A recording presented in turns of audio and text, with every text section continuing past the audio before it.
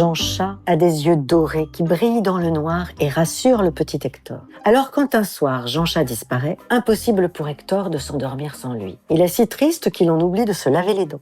Il part à sa recherche dans la nuit, armé de son lasso, d'une clochette, de sa longue vue et d'un ballon. La petite chanson de Jean Chat le guide. L'aventure nocturne commence. Hector se fait chat. Il glisse pieds nus dans la pénombre. Le voilà en haut d'un arbre, dans une guinguette, loin de chez lui. Il demande son chemin aux étoiles. Et enfin, sur le toit d'une maison, 2 billes dorées derrière la cheminée. C'est Jean Chat. La nuit où vit le jeune Hector porte ainsi très mal son nom, la nuit du repos. Car la nuit que nous allons effectivement passer avec ce jeune héros est tout sauf calme et paisible. Bien au contraire, car impossible pour Hector de laisser tomber son ami qu'il a tant aidé à chasser ses peurs nocturnes et les monstres cachés sous le lit. On apprend aussi dans cette histoire, ce que je ne savais pas, c'est que les enfants savent parler le chat.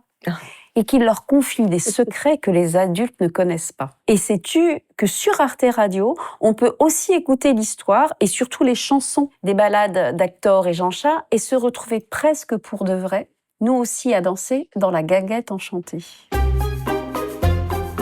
Il a tout pour faire un vrai chevalier. Une épée, un destrier, une armure et un aume. Mais ce chevalier à reculons est loin d'être résolu à affronter le danger. C'est un héros contre son gré, à tel point qu'il essaie d'empêcher la page de tourner. Non, ne tournez pas cette page! Danger de mort. Il nous supplie de ne pas passer à la page suivante. La lectrice, le lecteur, lui, veut avancer et devient le maître des péripéties de l'histoire. Quoi de plus drôle et de plus jouissif que de ne pas obéir au personnage de cette histoire qui nous donne le pouvoir magique sacré par excellence, celui de forger des destins. Sais-tu que l'auteur et l'autrice se sont explicitement inspirés des plus belles tapisseries de notre patrimoine et que l'album se termine par une visite guidée dans l'univers notamment de la célèbre Dame à la licorne, une belle façon de faire résonner la littérature et les œuvres d'art d'hier et d'aujourd'hui pour le plus grand plaisir des petits et des grands.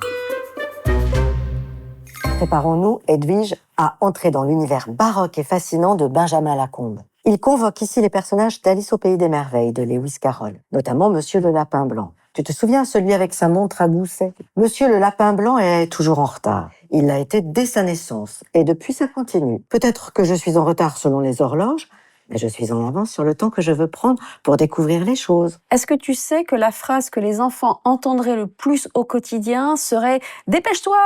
On vit dans un monde où les horloges s'emballent et le temps est devenu fou. Quand il devient majordome de la reine, il fait la connaissance de Camille. Autant te dire qu'avec elle, Monsieur le Lapin Blanc prendra tout son temps. Que dirais-tu, Edwige, de la perception du temps de notre lapin blanc? Je dirais qu'il ressemble très fort à celle que décrit le philosophe français Henri Bergson quand il décrit la différence que tout le monde va reconnaître entre le temps physique et la durée. Car si les mouvements de l'horloge ou de la montre se déroulent inexorablement au même rythme, de la même façon pour tout le monde, la perception du temps, elle, est très subjective, élastique. Et une heure dure plus ou moins longtemps que nous passions un moment agréable ou désagréable. Et oui, il y a beaucoup de grandes philosophies dans la littérature dite de jeunesse, et en particulier dans l'univers de Benjamin Lacombe, qui nous enchante et avec qui le temps passe trop vite.